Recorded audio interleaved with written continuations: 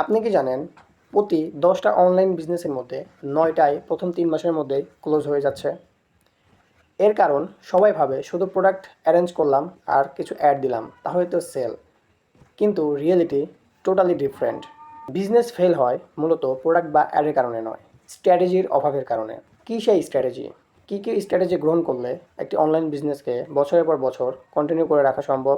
একটি online business শুরু করার প্রথম ধাপটি হচ্ছে ইউনিক প্রোডাক্ট সিলেকশন।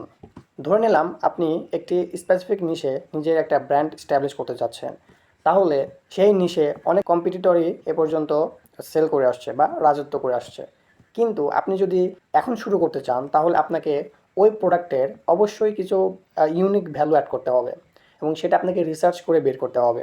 গতানুগতিক প্রোডাক্ট অথবা সেম টু সেম প্রোডাক্ট নিয়ে আপনি যদি অ্যাড রান করেন বা মার্কেটিং শুরু করেন তাহলে আপনি তাদের সাথে কম্পিটিশনে নেমে গেলেন। এখানে হচ্ছে আপনার তাদের সাথে ফাইট করতে হবে। আপনি যদি আপনার প্রোডাক্টে এমন কিছু অ্যাডভান্টেজ বা ইউনিক ভ্যালু অ্যাড করতে পারেন যেটা থ্রুতে আপনি ইজিলি কাস্টমারের মাইন্ডে অথবা কাস্টমারের মন জয় করতে পারবেন বা তাদের যে সমস্যাটা হচ্ছে সেই সমস্যার আরও ভালোভাবে সলিউশন দিতে পারবেন, এরকম কিছু ইউনিক ভ্যালু আপনাকে অ্যাড করতেই হবে এবং এটা আপনাকে রিসার্চ করেই বের করতে হবে। প্রয়োজনে যতটা সময় আপনার প্রয়োজন ততটা সময় আপনি নিতে পারেন। বাট আপনি যদি স্টিল নাও এখন শুরু করতে চান বা আগে যারা অলরেডি শুরু করে দিয়েছে মোটামুটি মার্কেটে ভালো একটা পর্যায়ে আছে, তাদের সাথে ফাইট না করে বরং তাদের থেকে বেটার কিছু কাস্টমারের সামনে তুলে ধরুন। তাহলে এক্ষেত্রে আপনি অনেক 50% আপনার ব্র্যান্ডকে স্ট্যাবলিশ করার পর্যায়ে চলে যাবেন। এরপরের স্টেপটি হচ্ছে কন্টেন্ট স্ট্র্যাটেজি। এখন আপনাকে কন্টেন্ট সম্পর্কে গভীর জ্ঞান রাখতে হবে। তুলনামূলক গতানুগতিক কন্টেন্ট দিয়ে এখন আর সেল পসিবল নয়। আমার প্রোডাক্ট কেনেন, আমার প্রোডাক্ট সবার থেকে সেরা, আমার প্রোডাক্টে আপনি 100% অরিজিনাল প্রোডাক্ট পাচ্ছেন, এরকম গতানুগতিক কন্টেন্ট এখন আর সেল নিয়ে আসে না। এখন আপনাকে সেল নিয়ে আসতে হলে কাস্টমার সেন্ট্রিক চিন্তা করতে হবে। কারণ মেটার যে অ্যাড এখন আপনার টোটালি ইউজার বিহেভিয়ার উপর অপটিমাইজ হয়ে যায়। কাস্টমার যদি আপনার কন্টেন্ট দেখে ইমপ্রেস না হয় বা ইংগেজ না হয় তাহলে মেটা কখনোই আপনাকে দিতে পারবে না, কখনোই আপনাকে সেল দিতে পারবে না।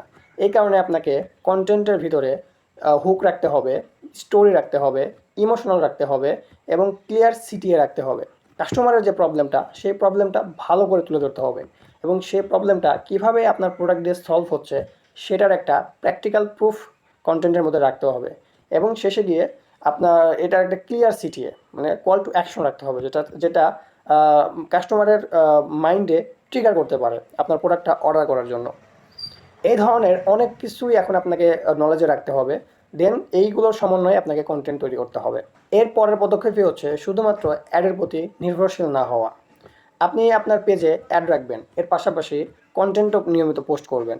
সেই কন্টেন্টে আপনি এডুকেশনাল কন্টেন্ট রাখতে পারেন, ইউজিসি কন্টেন্ট রাখতে পারেন মানে ইউজার জেনারেটেড কন্টেন্ট, এগুলো রাখতে পারেন। আপনার হচ্ছে প্রোডাক্টের যে ফিডব্যাক, প্রোডাক্টটা ব্যবহার করে কাস্টমারের কী প্রবলেম সলভ হচ্ছে সেগুলো আপনি এই পেজে নিয়মিত পোস্ট করতে পারেন। আপনি ট্রেন্ডি যে টপিক যেগুলো সবসময় ভাইরাল টপিক, সেই টপিককে আপনার বিজনেস বা প্রোডাক্টের সাথে কম্বিনেশন করে আপনার পেজে পোস্ট করতে পারবেন। অ্যান্ড সর্বশেষ স্টেপটি হচ্ছে কাস্টমার সাইকোলজি বোঝা। আপনি একটা জিনিস লক্ষ্য করবেন, কাস্টমার কখনোই ভালো প্রোডাক্ট কেনে না। ট্রাস্ট মি, কাস্টমার কখনোই ভালো প্রোডাক্ট কেনে না।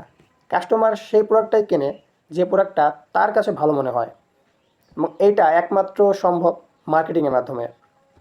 আপনি একটা প্রোডাক্টকে, যে প্রোডাক্টটা যদি মনে হয় যে না এই প্রোডাক্টটা কোনো কাস্টমারই কিনবে না, বাট সেটা যদি এমনভাবে মার্কেটিং করা হয় যেটা কাস্টমার নিজেকে রিলেট করতে পারে যে এই প্রোডাক্টটা আমার জন্যই হয়তো বা তৈরি, আমি যে প্রবলেমের মধ্যে দিয়ে যাচ্ছি এই প্রোডাক্টটা সেই প্রবলেমেরই সলভ করছে, তাহলে ওই প্রোডাক্টটাও ম্যাসিভ আকারে সেল করা পসিবল। এইটা শুধুমাত্র সঠিক মার্কেটিং, সঠিক স্ট্র্যাটেজি এবং রাইট পিপলের কাছে তুলে ধরার মাধ্যমেই এই জিনিসটা সম্ভব। এবং এটাই হচ্ছে সাইকোলজি। কাস্টমারের সাইকোলজি নিয়ে আপনার যে প্রোডাক্টটা আছে সেই প্রোডাক্টটা আসলে কীভাবে উপস্থাপন করলে বা কীভাবে মার্কেটিং করলে এই প্রোডাক্টটা বেশি বেশি সেল করা পসিবল, সেটা সম্ভব একমাত্র এই কাস্টমার সাইকোলজি বুঝে।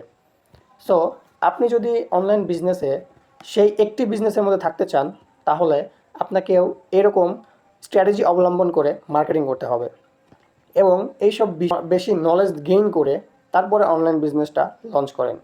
এক্ষেত্রে আপনি এগুলো নিজে এক্সপিরিয়েন্স নিয়ে করতে পারেন অথবা দক্ষ কোনো মার্কেটারের হেল্প নিতে পারেন।